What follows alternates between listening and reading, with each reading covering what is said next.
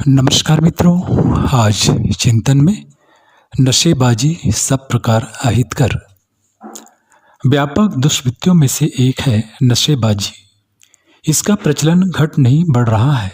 धर्मोपदेशक इसको पाप तो बताते हैं, पर यह नहीं बता पाते कि यह अभिशाप जिन स्रोतों से उभरता है उसकी रोकथाम के लिए क्या कुछ किया जाए। मनुष्य नशा पीता रहता है और इस कुटेव में मनुष्य का शरीर खोखला होता रहता है। शरीर से जीवनी शक्ति क्षीण होती जाती है। ढांचा तो खड़ा रहता है, पर उसके भीतर जो सार तत्व रहता है वह सभी समाप्त हो जाता है। सभी नशे न्यूनाधिक मात्रा में जीवन शक्ति क्षरण करते हैं और मनुष्य की श्रमशीलता एवं बौद्धिक कुशाग्रता पर सीधा आघात करते हैं। नशा पिए बिना एक प्रकार की बेचैनी उड़ती है। उसे दबाने के लिए नया डोज लेना पड़ता है। धूम्रपान की उद्यत बिरादरी में गांजा, चरस आदि की गणना होती है। मदिरा भी इसी बिरादरी की है। नशे में भांग की गणना होती है। इससे आगे बढ़कर अफीम की बारी आती है। फिर हेरोइन, स्मैक, एलएसडी आदि अधिक महंगे स्तर की नशीली दवाएं चलने लगी हैं। इनका सेवन करना इतना सरल होता है कि साथी को भी पता नहीं चलता कि वह क्या कर रहा है। सभी नशे क्रमशः एक से एक महंगे हैं। आदत पड़ जाने पर इस प्रकार जकड़ लेते हैं कि बंदोबस्त का प्रबंध किसी न किसी कीमत पर किया जाना होता है। ज्यों ज्यों समय बीतता जाता है, नशा अपनी मात्रा बढ़ाने की मांग करता है। यह आदत भी तृष्णा की तरह बढ़ती ही जाती है। कम पीने से नशा नहीं होता। अधिक मात्रा के लिए अधिक पैसा चाहिए। इतना ही नहीं, उसका हानिकारक प्रभाव भी बढ़ता ही जाता है। शरीर की जीवनी शक्ति समाप्त करने में बढ़ी हुई मात्रा अपना विनाश क्रम अधिक तेजी से चलाती है। इस प्रभाव से यदि आदमी जहर पीने की तरह मर जाया करे तो कोई व्यथाओं से बच जाया करे। एक तो अशक्त शरीर को टूटी गाड़ी की तरह घसीटना पड़ता है। आए दिन बीमारियों का प्रकोप होता रहता है, जिसमें घर वालों को परिचर्चा में घिरना पड़ता है। अपना काम छूटता है। कुटुंबियों में से किसी को उसकी देखभाल करनी पड़ती है। इसके अतिरिक्त बीमार को स्वयं कष्ट पीड़ाओं में कराहना पड़ता है। नशा तो भी नहीं छूटता, उसके लिए अलग और दवा दारू के लिए अलग पैसा चाहिए। दोनों ओर से दोहरी मार पड़ती है। इसमें रोगी ही नहीं, उसका परिवार भी तिलमिला जाता है। जीवित मृतक की तरह नशेबाज अपने मौज के दिन तो पूरे करता है और स्वाभाविक आयुष्य में भारी कटौती हो जाती है। नशेबाज की आर्थिक स्थिति सदा खराब रहती है। शरीर और मस्तिष्क पूरी तरह काम नहीं करता, इसलिए कमाई उतनी हो नहीं सकती जितनी की होनी चाहिए। नशे खरीदने का खर्च, बीमारी रहने पर दवा दारू का खर्च, यह दोनों ही मिलकर इतने हो जाते हैं कि जो कमाते हैं वह इसी निमित्त ही लग जाता है। परिवार के लिए उतना बचता ही नहीं जिसमें भी अपनी अभिष्ट आवश्यकताएं पूरी कर सके। ऐसी दशा में परिवार के सभी सदस्यों का, विशेषतः बाल बच्चों का भविष्य अंधकार में बन जाता है। उन्हें न समुचित संरक्षण मिल पाता है और न नितांत आवश्यक वस्तुओं को जुटा पाता है। कई बार अभिभावकों की देखा देखी बच्चे भी नशेबाज हो जाते हैं या दूसरी कटोरियों में फंस जाते हैं। नशेबाज व्यक्तित्व की दृष्टि से अप्रामाणिक माना जाता है, जिसे अपनी प्रतिष्ठा, अर्थव्यवस्था, स्वस्थता, परिवारगत भविष्य की कोई चिंता नहीं। उसे गैर जिम्मेदार ही कहना चाहिए। पूरा परिवार उन्हें उपेक्षा एवं आक्रोश की दृष्टि से देखता है। समझदार मित्रों में उनकी निंदा भर्त्सना होती है। बाहर के जिन लोगों को पता चलता है वो पास बैठने या बिठाने से भी कतराने लगते हैं। उन्हें भय रहता है कि छूत की बीमारी की तरह इनका प्रभाव अपने ऊपर या अपने परिवार के ऊपर न पड़ने लगे। साथ ही रहने से अपना स्वभाव भी ऐसा ही बनने लगे और अप्रतिष्ठा न होने लगे। नशेबाज अक्सर मित्र परिचितों से कर्ज मांगते रहते हैं।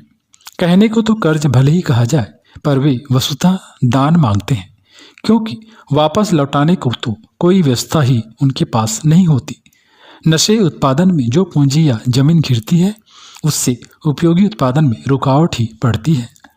देश की समृद्धि यदि बढ़ानी है और भविष्य को उज्जवल बनाना है तो उतना ही पर्याप्त नहीं कि सुविधा साधन बढ़ाए जाएं, वरन यह भी आवश्यक है कि जिन कारणों से व्यक्तित्वों और साधनों का अपव्यय होता है, उन नशेबाजी जैसी दुर्शनों को कड़ाई के साथ रोका भी जाए।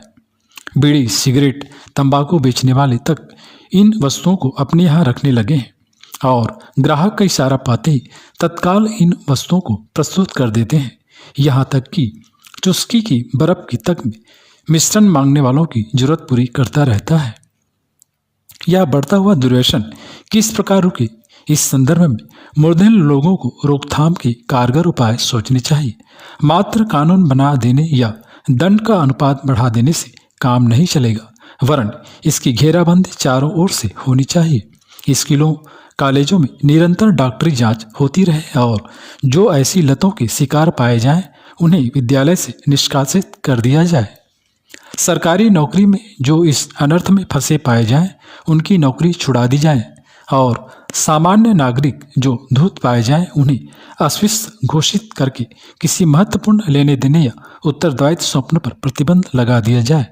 इस प्रकार की कड़ाई से सेवनकर्ताओं के होश ठिकाने आएंगे और वे जीवित रहने के लिए इस कुटेव से बचने की कोशिश करेंगे। नशों की उपलब्धि सर्वसुलभ न रहने दी जाए। खुले बाजार में बिकने वाले मादक द्रव्यों को मूल्य बढ़ा दिए जाएं और लुक छिप कर कानून तोड़ने वालों के लिए संपत्ति जब्ती जैसे प्रावधान हो। इससे अधिक आवश्यक है कि इन्हें बनाने के काम आने वाली वस्तुओं का उत्पादन ही अवरुद्ध कर दिया जाए। शराब, अफीम, भांग, गांजा, चरस जैसी वस्तुओं और सेवनकर्ताओं की तरह अपराधी माना जाए। संसार के कितने ही विकसित एवं विकासशील देश इन दिनों 3 प्रमुख समस्याओं से जूझ रहे हैं। ये हैं धूम्रपान, नशेबाजी, यौन स्वेच्छाचार एवं मानसिक रोग। अमेरिकी स्वास्थ्य विभाग के अनुसंधानकर्ताओं, चिकित्सा विज्ञानियों के निष्कर्ष प्रस्तुत करते हुए कहा है कि अकेले मादक पदार्थों के सेवन की अधिक रोग और मृत्यु धूम्रपान के कारण होती है। अब तक किए गए अनुसंधानों के आधार पर वैज्ञानिकों ने चेतावनी देते हुए कहा कि अगर जल्दी मरना है तो धूम्रपान करें। उनके अनुसार धूम्रपान करने वाला व्यक्ति प्रतिदिन कम से कम 1000 मिलीग्राम जहरीला टार कस द्वारा अंदर ले जाया करते हैं। इसके कारण धूम्रपान न करने वालों की अपेक्षा उन्हें 3 गुना हृदय रोग तथा 20 गुना फेफड़ों का कैंसर होने की संभावना अधिक रहती है। प्रायः कम धूम्रपान करने वाले व्यक्तियों की मान्यता होती है कि वे खतरे से बाहर हैं, क्योंकि वे कम से कम कस लेते हैं, किंतु उनकी यह धारणा भ्रामक है।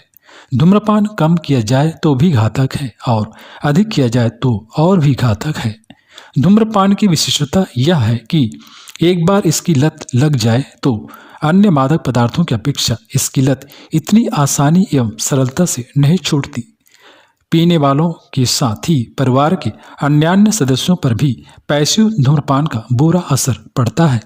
अमेरिकी राष्ट्रीय स्वास्थ्य केंद्र के अनुसंधानकर्ता द्वय गॉर्डन स्कॉट तथा रोनाल्ड विल्सन ने धूम्रपान से होने वाली हानियों का गहन अध्ययन किया है। उसके अनुसार धूम्रपानकर्ताओं के परिवार के बच्चे इसके दुष्प्रभाव से वर्ष के प्राय 4 दिन बिस्तर पर ही काटते हैं तथा फेफड़ों से संबंधित रोगों से ग्रसित पाए जाते हैं। इसकी तुलना में जिन परिवारों के सदस्य धूम्रपान नहीं करते हैं, उनकी संतानें स्वस्थ पाई जाती है और बीमार होने पर जल्दी स्वस्थ हो जाते हैं। ब्रिटेन के प्रख्यात कैंसर रोग विशेषज्ञ डॉक्टर सर रिचर्ड डाल्टन भी इस तथ्य की पुष्टि करते हैं। उनका कहना है कि धूम्रपान न करने से 60% कैंसर रोका जा सकता है, क्योंकि धूम्रपान से फेफड़े में कैंसर होने की संभावना अधिक होती है। आंकड़े बताते हैं कि 30% मृत्यु केवल फेफड़ों के कैंसर द्वारा होती है, जबकि तंबाकू चबाने से 80% ओरल कैंसर एवं 60% आंतों का कैंसर होता है। अनुसंधानकर्ता चिकित्सा विशेषज्ञों के अनुसार धूम्रपान न करने वालों की अपेक्षा हृदय रोगों की 3 गुनी एवं फेफड़ों का कैंसर होने की 20 गुनी अधिक संभावना होती है। मित्रों, जिन परिवारों के सदस्य धूम्रपान करते हैं, ये यह तो जानते हैं कि इसका दुष्परिणाम उन्हें स्वास्थ्य हानि के रूप में भुगतना पड़ेगा, लेकिन प्रायः वे इस तथ्य से अनभिज्ञ ही बने रहते हैं कि इसका कुप्रभाव उनके बच्चों पर भी पड़ता है। बताया जा चुका है कि धूम्रपान करने वाले परिवार के बच्चे प्रायः बीमार रहते हैं और रोगग्रस्त होने पर शीघ्र स्वस्थ नहीं हो पाते, जबकि धूम्रपान न करने वाले परिवार के बच्चों की बीमार होने की संभावना कम होती है। कदाचित बीमार पड़ते हैं जो जल्दी ही स्वस्थ हो जाते हैं। अतः यह आवश्यक है कि इस दुर्व्यसन से जितनी जल्दी हो सके छुटकारा पाया जाए।